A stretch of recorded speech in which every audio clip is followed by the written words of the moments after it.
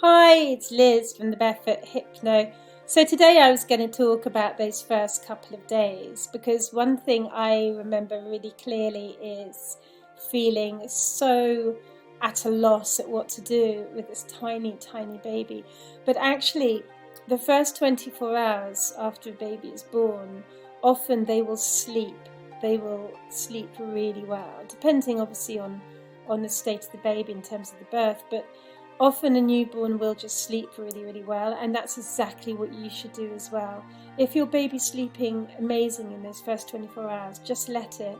There's so much interference in a way with babies, and my sister the other day was told, she told me that the midwives were saying to her, the health visitors were saying to her, "Oh, I think you're overfeeding your baby."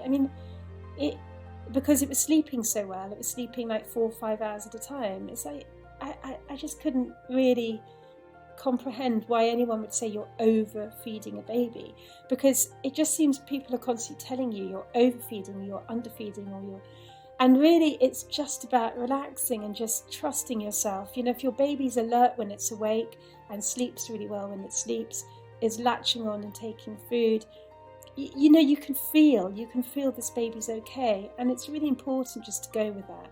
And I think actually it's a real problem now with the amount we can Google and look up, because as soon as anything's wrong, or as soon as you've got any question in your mind, you're on the internet Googling away.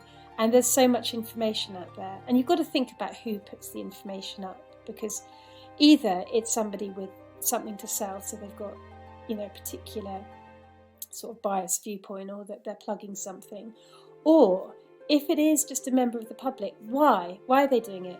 For example, I don't know about you, but when things are going really well and when you're busy with your baby, you're very unlikely to be signing up and writing huge long entries about things. On the other hand, when things go badly and you're a bit out of your depth and you need more reassurance, you're more likely to be getting involved in those sort of message boards. So just sort of have a think about who's writing it, why they're writing it, and make a decision about whether it's really useful to you to be reading that, or whether it's actually fueling your anxiety and slightly wasting your time.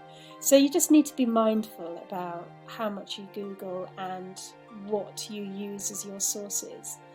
And as I said, this health visitor coming over and saying you're overfeeding your baby, well, I just think that's absolutely ridiculous. If your baby's sleeping well and when it's awake is really alert, and if you're getting some sleep, fantastic. Weeks, months down the line, you'll be like so grateful for that. So people and I remember being told my baby was sleeping 5-6 hours within a few days, and I was told, "Oh, wake her up, she needs to be fed more." And as soon as that health visitor went out the door, I was like, I'm not waking her up.